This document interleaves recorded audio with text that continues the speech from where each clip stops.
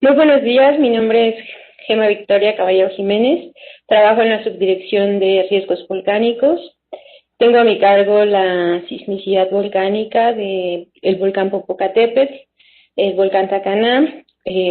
Ayudamos el monitoreo volcánico también del volcán de Colima con la Universidad de Colima. Y yo les voy a contar un poco sobre volcanes y un poquito de historia de la Tierra. Bien.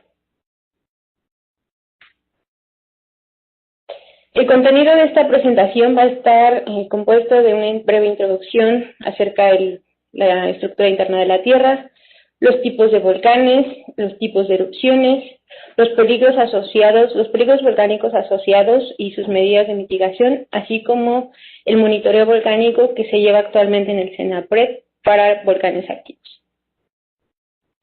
Muy bien, empezaremos con la estructura interna de la Tierra, que básicamente se compone de 4 capas, que son la corteza, el manto, el núcleo externo y el núcleo interno. Aquí vamos a resaltar la corteza. Bueno, es la parte más externa de la Tierra, tiene un espesor o un radio de entre 5 y 70 kilómetros, dependiendo de dónde nos encontremos. Después viene el manto. Este manto abarca el 84% del volumen de la Tierra. Ahorita les voy a contar un poquito más sobre el manto. Después tenemos un núcleo externo, que sabemos que este núcleo externo es sólido. Y finalmente tenemos el núcleo interno, que es la capa más interna de la Tierra. Y este núcleo interno se conoce que es un líquido. Ahora bien, para poder definir unos conceptos más adelante, necesito comentarles que el manto se puede dividir en manto superior y manto inferior, y dentro del manto superior tenemos una parte, entre el manto superior y la corteza tenemos una parte que le llamamos la litosfera. Estas divisiones se hacen de acuerdo a su geodinámica o a su dinámica, a cómo trabaja la Tierra en el interior. También hay que decir que tenemos una corteza oceánica y una corteza continental. La corteza oceánica, pues obviamente está debajo del mar, y la corteza continental, pues es donde nosotros vivimos, donde el ser humano generalmente vive. Bien, ahora les voy a platicar un poquito sobre historia de la tectónica de placas y los límites de placas. A principios del siglo XX, un investigador, Alfred Wegener, se preguntaba cómo es que en algunas partes del mundo encontraban fósiles, plantas, que eran muy similares entre continentes. Pero, pues, hoy en día los continentes, ustedes saben que estamos separados por miles de kilómetros. Sin embargo, él propuso una teoría que en el pasado geológico estos continentes estaban unidos. Derivaba que encontraban similitudes entre fósiles y plantas. Entonces, propuso esta teoría de que los continentes estaban en uno solo y le denominaron Pangea, que significa toda la Tierra. Pero no se explicaban cómo esto podía haber pasado, o cómo es que la Tierra estuvo junta y después se fue separando. Entonces, después vino otro alemán, que es Harry Hess, en 1962, y propuso una teoría que le llamó la expansión del piso oceánico. ¿Qué quiere decir? Que en el océano se crea nuevo fondo, un nuevo piso. Este nuevo piso viene de material magmático desde el manto, que sube desde el manto y va saliendo hacia la superficie terrestre. Pero esto solo se da, o la mayor parte se da, en el mar. Entonces se crea nueva corteza oceánica. Después otros investigadores se dieron cuenta de que al medir campo magnético en las rocas, en el fondo marino, podían ver el campo magnético predominante en la Tierra en el momento en que este material subía y se cristalizaba. adquiría el campo magnético de la Tierra. Entonces, vieron que a lo largo de ciertas líneas tenían una similitud de un lado y del otro, y concluyeron que sí era debido a la expansión del piso oceánico. En la animación podemos ver cómo es que se van dando estos sucesos o cómo es que el piso oceánico va creciendo, y este es un fenómeno muy lento, pasa a lo largo de millones y millones de años. Pero si bien ya tenían estas dos teorías de que el planeta, o más bien los continentes, estaban unidos en uno solo y que poco a poco se iban disgregando o tenían esta deriva que iban navegando allí sobre la corteza, pues no sabían que era en realidad, todavía faltaba decir, bueno, si tú tienes creciendo piso oceánico, pues sería un planeta muy grande, ¿no? Porque está creciendo todo el tiempo. ¿Y qué pasa con a dónde se va el material que está empujando el nuevo piso oceánico? Pues bien, después proponen que la corteza sí se desplaza sobre el manto como consecuencia de la convección de este, y por un lado sale, o por un lado crece, y por otro lado se subduce o se va deshaciendo, se va integrando esta corteza preexistente al manto. Entonces aquí en la animación nosotros podemos ver cómo va subiendo el material. Este es un fenómeno que se da por presión y temperatura. Es como si nosotros pusiéramos a calentar agua. Al principio, pues el agua está fría, conforme va aumentando la temperatura, va calentando las moléculas del agua, y estas van a pasar de un estado sólido a un líquido. De un estado líquido a un gas. Cuando pasan al estado gaseoso, pierden densidad, y al perder densidad tienden a subir. Entonces se generan, cuando uno calienta el agua, que empieza a hervir, se genera una especie de burbujeo, y este burbujeo pues no es otra cosa que el agua en estado sólido, líquido, gaseoso, en estado gaseoso, que trata de subir a la superficie. Entonces se da un fenómeno de que lo más caliente tiende a subir y lo más frío tiende a bajar. Esto mismo pasa con el interior de la Tierra.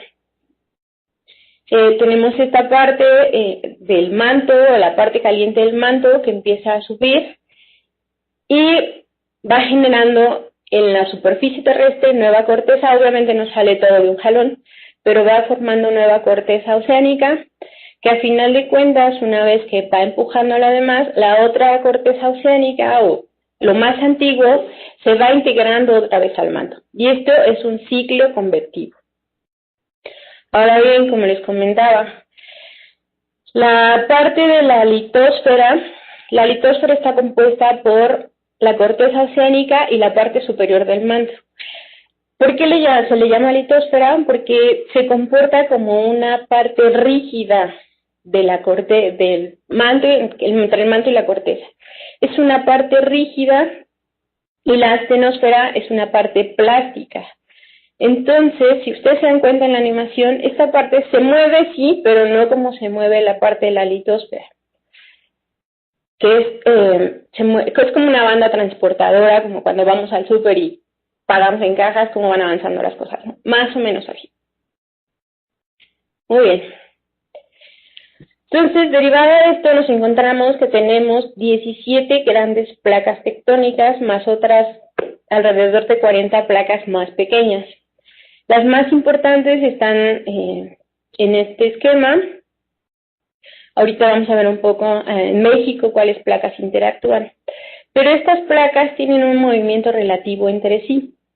Pero ahora bien, ¿cómo es que se dieron cuenta? ¿Cuál era el tamaño y dónde estaban los límites de todas esas placas? Pues con la sismicidad. La sismicidad mundial va delimitando estos límites de placa. Dado que hay movimientos entre esas placas, entre esos límites, hay fuerzas que interactúan en esos límites, pues genera sismicidad. Entonces, la sismicidad mundial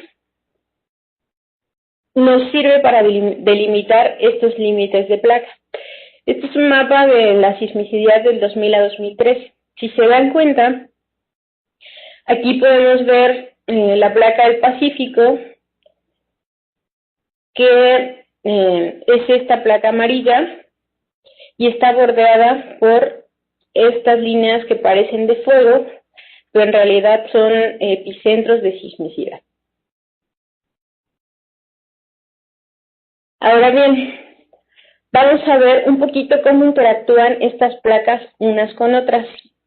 Aquí estamos viendo un pedacito de corteza, manto y placas tectónicas, donde ya les comenté, tenemos el ascenso del material magmático, que es menos denso y tiende a subir, es más caliente, genera las dorsales oceánicas, los conocemos como dorsales oceánicas. La corteza o la litosfera, conforme va creciendo, van haciendo un nuevo piso oceánico, pues obviamente va empujando el material ya existente. Pero en algún momento tiene que completar el ciclo y esta corteza pues se va metiendo debajo de la corteza continental. ¿Y por qué pasa esto? Porque la corteza oceánica es más densa que la corteza continental. Por lo tanto, tiende a irse hacia el fondo. Entre límites de ambas cortezas le llamamos fosa oceánica y además es un límite de placa. Si se dan cuenta, paralelo a esta fosa oceánica o al contacto entre placas donde una se mete por debajo de la otra, podemos tener formaciones de volcanes. Ahorita les voy a explicar un poquito más de esto. Asimismo, como no todas las dorsales oceánicas o no todo el material sube a la misma velocidad ni en el mismo tiempo, se van generando este tipo de contactos o este tipo de fallas que les llamamos fallas transformantes, porque una se desplaza con respecto de la otra. Aquí, si se fijan, no sigue la línea continua, sino está desplazado. Y por este lado también tenemos otro contacto que de igual manera la corteza oceánica se mete debajo de la corteza continental. Bien, a la interacción de estas dos placas les llamamos de tipo convergente, convergen, una choca contra la otra. Cuando tenemos las dorsales oceánicas tenemos el divergente, una se separa de la otra. Y cuando una se desliza con respecto a la otra lo llamamos falla transformante.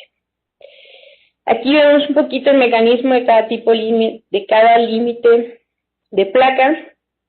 En el lado izquierdo podemos ver el límite de placa de tipo divergente, donde una placa se separa con respecto de la otra.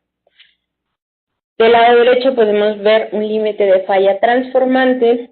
Y aquí en México, para hacerlo un poquito más claro, la falla de San Andrés es un tipo de falla de tipo transformante.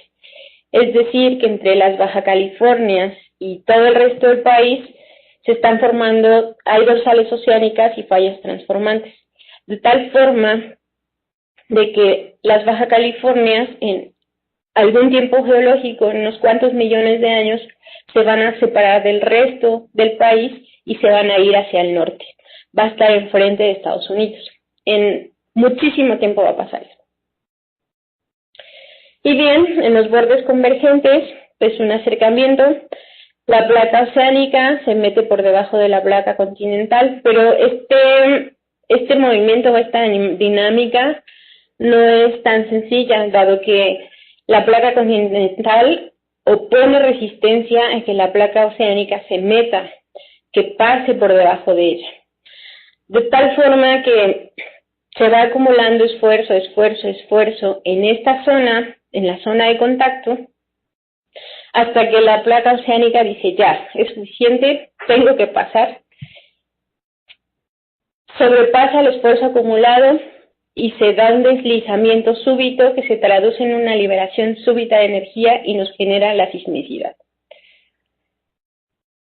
Ahora bien, para México tenemos la interacción de 5 placas, que es la placa del Pacífico, de Ribera, de Norteamérica, del Caribe y la de Cocos. Los límites entre estas placas son: la placa de Cocos con respecto a Norteamérica es de tipo convergente, es decir, la placa de Cocos se está metiendo debajo de la placa de Norteamérica. La placa del Pacífico con respecto a Norteamérica es de tipo transformante, es decir, Pacífico se está moviendo hacia el norte y Norteamérica hacia el sur.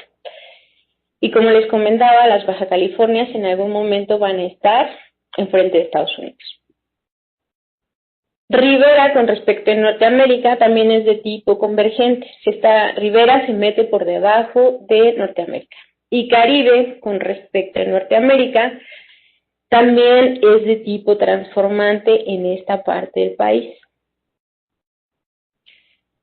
Cocos con respecto a Caribe pues es de tipo convergente. Y tenemos muy poquito de la placa del Caribe debajo del Chiapas. Muy bien, entonces ya que conocimos un poquito de la teoría básica o de los antecedentes, vamos a ver qué es un volcán. Entonces vamos a definir a un volcán como una estructura geológica por donde sale roca fundida llamada magma o lava. Magma se dice cuando todavía el material está dentro del edificio de la estructura y lava cuando sale a la superficie. Estos magmas o lavas salen en forma de materiales piroclásticos. El ascenso ocurre generalmente en episodios de actividad que denominamos erupciones volcánicas, las cuales pueden variar en intensidad, duración y frecuencia. Y ahorita vamos a ver de qué estamos hablando. Pero, antes de eso, pues, ¿cómo y dónde se forma un volcán? Como ya les comenté, los volcanes generalmente son paralelos o se forman paralelo a la subducción o a la convergencia de entre dos placas. ¿Por qué se da principalmente ahí? Pues porque el material que está entrando, supuestamente o más frío que lo que está abajo, al momento de volver a adquirir mayor temperatura y presión, se va volviendo menos denso y ciertas partes de este material van buscando camino hacia la superficie y pues van a generar estos edificios volcánicos. Y esto es muy común verlo en los límites de placa convergentes. A nivel mundial, la mayor cantidad de volcanes se encuentra en un lugar que llamamos como el Cinturón del Fuego del Pacífico, que es donde está la placa del Pacífico convergiendo o interactuando con otras placas. En todo este Cinturón del Fuego del Pacífico tenemos la mayor cantidad de volcanes activos. Y también tenemos en este Cinturón del Fuego del Pacífico la mayor sismicidad. Sin embargo, también existen otras cosas que se llaman puntos calientes, es decir, el magma sube directamente desde el manto hasta la superficie terrestre. Estos puntos calientes, por lo general, se dan en el mar, dado que va generando nueva corteza oceánica, esta se va moviendo lentamente, y el material que va subiendo va generando volcanes de baja altitud. Y como podemos ver en esta animación, sale el material, genera un volcán, va moviéndose y va generando una cadena de volcanes.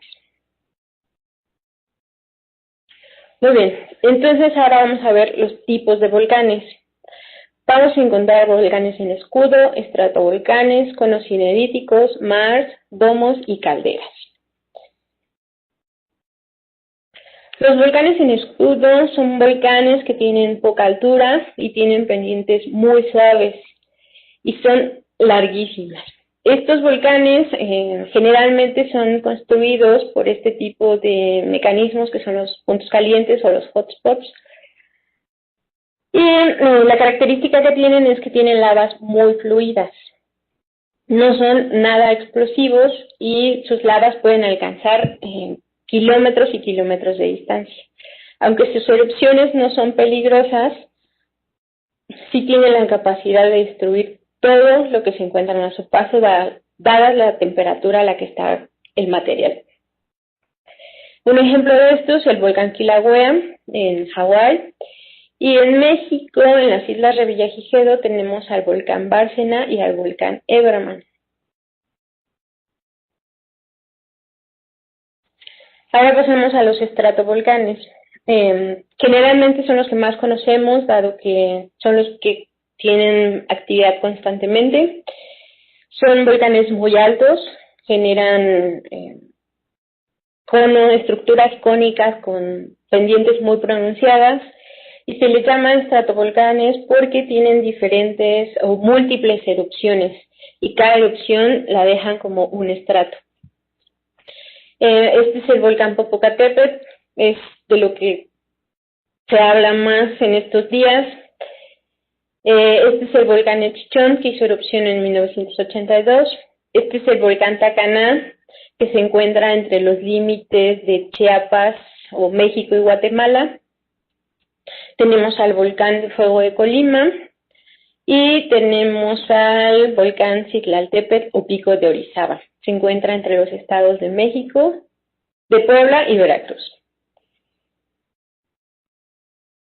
Muy bien, ahora vamos a pasar a los conos cineríticos y campos volcánicos. Estos pequeños volcanes son estructuras cónicas pequeñas, alcanzan máximo altura de 500 metros. Se generan por la acumulación del material magmático en la corteza, que no sale toda de un solo golpe. Sale por un conito, se genera una erupción, se tapa como la salida del material y busca otra área frágil para volver a salir.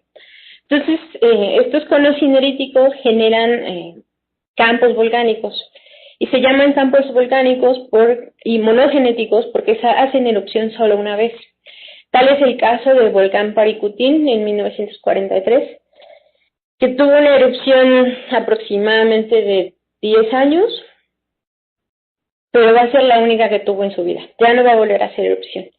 Su estructura es chaparrita y son magmas que suelen tener derrames muy largos. Después tenemos a los MAS, que son cráteres muy grandes con bajo relieve y parecen un cuenco en su interior. A veces se pueden encontrar con lagos o agua en su interior, y se generan por la interacción del magma con el nivel freático de la superficie, pero solo por el calentamiento. No hay un contacto directo del agua con el magma, sino que por transferencia de calor va calentando el agua que está en los niveles freáticos. Cuando el conducto o la superficie está cerrada, pues va generando presión, hasta que excedemos se excede la presión y genera una explosión, dejando un cráter de este tipo. Los domos volcánicos son generalmente tapones que se encuentran en los cráteres de los volcanes. Es lava muy viscosa que, dada la viscosidad, pues no alcanza a fluir y derramarse. Entonces, estos domos se quedan tapando el cráter. Cuando solidifican es como ponerle una válvula a una olla de presión. Llega un momento en que es tanta la presión acumulada al interior del edificio volcánico que va a volar estos domos. Entonces, tanto su emplazamiento como destrucción están asociadas con explosiones. Y finalmente tenemos a las calderas, que son volcanes, o les llaman supervolcanes, dado que su diámetro en el cráter, por decirlo así, puede ir desde 1 hasta más de 100 kilómetros, hasta 100 kilómetros de diámetro. Se forman por erupciones gigantescas que vacían un reservorio. Y aquí en este dibujo, pues, la formación de la caldera tenemos este reservorio magmático, tiene un conducto principal, pero debido a la cantidad de presión que hay al interior, genera muchas otras fracturas. Entonces, todo hace erupción, se puede decir que al mismo tiempo. El vacío que deja el material que ya salió provoca que el edificio se colapse. Y entonces tenemos calderas de este tipo. Y bien, ahora que ya conocemos todos los tipos de volcanes, pues vamos a ver cuáles tipos de volcanes tenemos en México.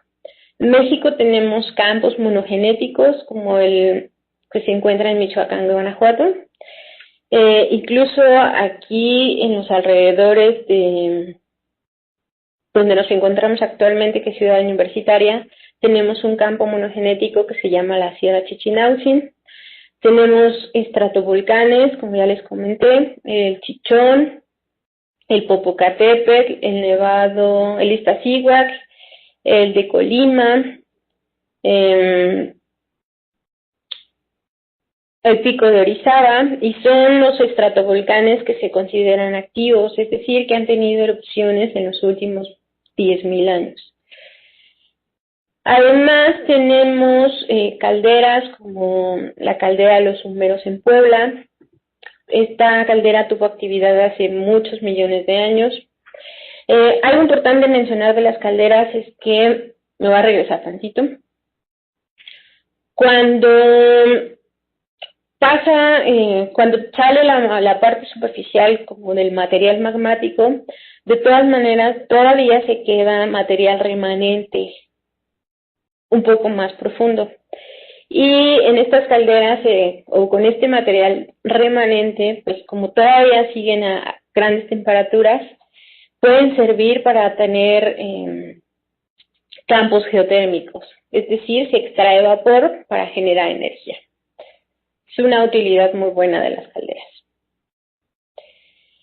Y bien, bueno, si se fijan en esta parte, que es le llamamos la faja volcánica transmexicana, es donde se encuentra la mayor cantidad de vulcanismo activo, que está asociado a la interacción entre la placa de Cocos y la placa de Norteamérica. Muy bien. ¿Y cómo hacen erupción o cómo son estas erupciones de cada tipo de volcán? Entonces aquí lo vamos a dividir en dos partes, las erupciones efusivas y las erupciones explosivas. Con las erupciones efusivas, pues son erupciones que emiten derrames de lava muy fluidas, prácticamente se llaman efusivas porque no son explosivas, no el material, el magma no contiene tanto gas, por lo tanto no genera explosiones. Pero eso sí, puede tener grandes alcances, recorre la lava, como son lavas muy fluidas, pueden recorrer grandes distancias y debido a las temperaturas con las que sale este material, pues arrasa todo lo que encuentra a su paso. Y después vamos a pasar a las erupciones explosivas. Y se vuelven explosivas debido a la cantidad de gases que contiene el material o el magma, la cantidad de gases que contiene el magma. Entonces, al momento de que tú calientas un gas, pues tiende a expandirse y en esa expansión va a generar estas explosiones. Y para las explosiones o para las erupciones explosivas, las vamos a clasificar de acuerdo a los tamaños de partícula, o conocido como fragmentación, que tanto se rompe el magma, y a la intensidad o dispersión que alcanzan estas explosiones. Tenemos a las estrombolianas, vulcanianas, subplinianas y plinianas. Incluso ya hay una caracterización de ultraplinianas, pero ahorita lo vamos a ver. Entonces, para esto existe el índice de explosividad volcánica, el cual contempla la altura de la columna eruptiva, el volumen de ceniza emitido por cada volcán, el periodo de recurrencia, es decir, si hace erupción cada 10 días, 20 días, un año, 50 años, 100.000 años. Y la clasificación, es decir, el tipo de volcán, si es un estratovolcán, es monogenético, es un domo, etc. Esta escala va desde el 0 hasta el 8, tomando como 0 a las que son nada explosivas y a las de 8 que son sumamente explosivas. Y para que nos demos una idea del material emitido, Imagínense que un índice de explosividad volcánica es 0, emite 0.001 kilómetros cúbicos. Es decir, tomando como referencia un camión de volteo de 20 metros cúbicos, serían aproximadamente 500 camiones de estos que emiten un material equivalente a un BI0. Sin embargo, para un BI8, que son 100 kilómetros cúbicos, tendríamos 50.000 millones de camiones de este tipo. Entonces, si se imaginan, es mucha la cantidad de material emitido. Nos vamos a pasar, ok. Entonces, vamos a tener dentro de las erupciones explosivas a las erupciones freáticas y freatomagmáticas. Si bien aquí en las freáticas, como ya les había comentado, no hay un contacto directo entre el magma y el agua, pero al momento, por transferencia de calor, el agua se calienta, se vuelve gas, genera presión y ocurren este tipo de explosiones, donde no se ve emisión de ceniza más que de puro vapor. Este es el volcán Poás en Costa Rica, que tiene erupciones de este tipo. El anillo de Tobas del volcán Jico hizo erupción antes de la conquista. Tenemos al volcán Tacaná, que está entre los límites de México-Guatemala, y tuvo una explosión de este tipo por allá en 1986. Incluso se ha hecho erupciones de este tipo en 1900, en 1800. Y este es otro ejemplo de un Ajalapaxco en Puebla. Ahora bien, las explosiones estrombolianas se deben a su nombre por el volcán Stromboli que está en Italia, que tiene esta forma particular de hacer explosión o de hacer erupciones. Se contempla como un BI entre 1 y 2, tiene columnas eruptivas desde 100 metros hasta 5 kilómetros y un volumen de cenizas de 10.000 metros cúbicos hasta 1.000.000 de metros cúbicos. Aquí, esta forma de hacer erupciones, pues es hasta cierto punto tranquilo, sí son explosivas, pero no tan explosivas, como ya lo comenté, están entre 1 y 2. El volcán Popocatépetl generalmente eso es lo que hace. Cuando vemos que emite y emite y emite cenizas, si es de noche podemos ver esta emisión de fragmentos incandescentes y es algo normal para estos dos volcanes.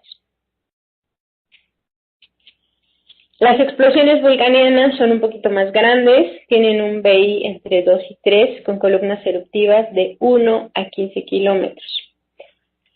Estas erupciones no es que estén emitiendo constantemente el material como las estrombolianas, sino es una explosión, sale material, pero es un único evento en un cierto determinado tiempo. Sin embargo, puede tener erupciones volcanianas consecutivas.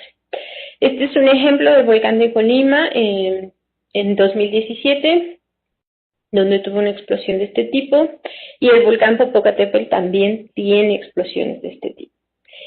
Generalmente estas explosiones volcanianas se generan cuando existe un domo de lava o algo que esté taponeando el cráter. Entonces se acumula presión, hasta que esa presión sobrepasa la fuerza del tapón que tiene y explota.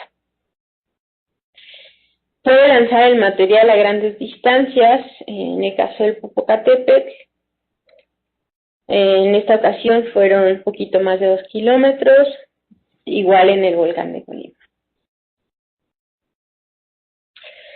Ahora bien, tenemos a las erupciones peleanas y merapianas. Se llaman, o su nombre obedece a los volcanes en los que se ha observado este comportamiento. Las peleanas es del volcán Mont Pelé en Martinica. Esta erupción fue en 1902. Se caracteriza por tener la emisión de la intrusión de un domo de lava sumamente viscoso que parece una espina, pero llega un momento en que colapsa este domo con parte del cráter y genera este tipo de avalanchas o flujos piroclásticos. El volcán Merapi, que está en Indonesia, también tiene erupciones de este tipo. Todas caen hacia un flanco del volcán y generan grandes flujos piroclásticos, que más adelante les vamos a contar de los flujos piroclásticos. Después tenemos explosiones tipo Vesimiani y San Helens. Estas son muy particulares, dado que aquí lo que colapsa es parte del edificio volcánico. Son sumamente destructivas, tienen un BI entre 3 y 5, columnas eruptivas de 3 a 25 kilómetros y un material, el volumen de material que pueden emitir es hasta 1 kilómetro cúbico. Esta es una recreación de cómo es que el el monte Santa Elena en Estados Unidos y su erupción fueron pérdidas millonarias para el país, no solo por las vidas, incluso hubo pérdida de vidas humanas, pero para la flora y la fauna fue devastador. Después tenemos las explosiones plinianas con BIs entre 5 y 6, columnas eruptivas de más de 25 kilómetros y volumen de material emitido de 1 a 10 kilómetros cúbicos. En 1982, el volcán El Chichón, el cual se ubica en Chiapas, tuvo una erupción de tipo pliniana con un BI 5, si no mal recuerdo. En esta erupción del volcán, emitió incluso más material que la erupción que tuvo el volcán Santa Elena. Las cenizas alcanzaron la estratosfera, o se fueron tan arriba que alcanzó a generar una capa que permitió que la temperatura de la Tierra a nivel global descendiera medio grado. Erupciones muy grandes pueden generar este tipo de cambios climáticos. Por otro lado, tenemos la erupción del volcán Pinatubo en 1991, se clasificó como un BI6 y también hubo mucha pérdida de vidas humanas. Finalmente tenemos las explosiones ultrapinianas asociadas a estas supercalderas o a las calderas, donde no solo hay un centro de emisión, sino el material sale por todos lados. Esta es una animación de cómo la caldera Yellowstone en Estados Unidos tendría o haría una erupción volcánica. Si se dan cuenta, emite de manera casi inmediata gran cantidad de material. La fuerza y potencia que tiene la erupción hace que las columnas eruptivas sean de más de 25 kilómetros, son catalogadas como erupciones con BI de 7 o más y son muy destructivas.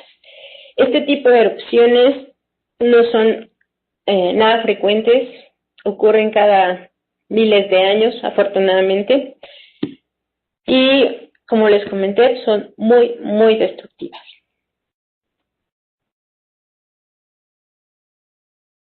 Muy bien, pues de mi parte creo que es todo. Hablamos un poquito de los tipos de volcanes, tipos de erupciones, cómo es que se comportan estos y cómo es que se generan estas formas volcánicas. Muchísimas gracias por su atención. Espero cualquier duda que tengan podemos resolverla después. Gracias.